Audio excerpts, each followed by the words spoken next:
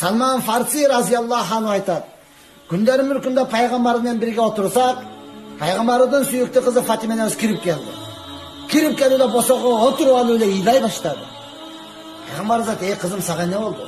Ким сени капа кылды? Не болду?"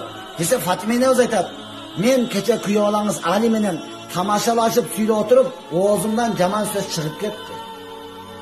Анан кайра кечирим сурадым. Кечирип коюңуз, билбей айтып алдым. Кечирип коюңуз, экинчи кайталабайм. Кечирип коюңуз, тамашаладым эле.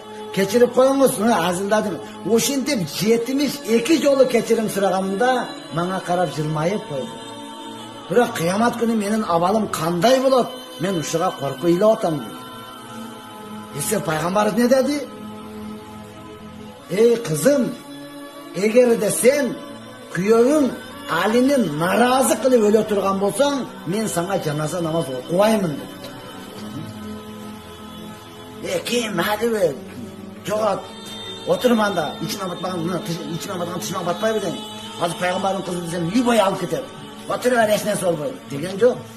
Aning dunyosini o'ylagan yo'q, aning oxiratini o'yladi. Aytdi: "Ey qizim, agar sen Alini narozi qilib o'lsang, men senga janoza namoz o'qiyman" dedi. Ayol zotining kuyovisiga boshi uydan dag'i o'tgan yaxshiroq ibodat bor ekan, qayoqdan bilasan sen dedi. Mana tarbiya o'rnatdi. Mına oşol neseni biz ayallarımızga düşündürüp, ağa jetkirip bere turgan bolsak, anan atası de urmatlaydı. Anan siz dep sıylaydı. Anan astыңызга төшөк салат. Anan sizge söz kaytarbay, yer karap, boptur siz etkenday bolsun deydi.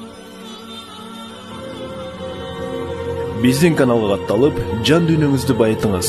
Сонуш пикирлериңиз болсо, комментарий калтырыңыз.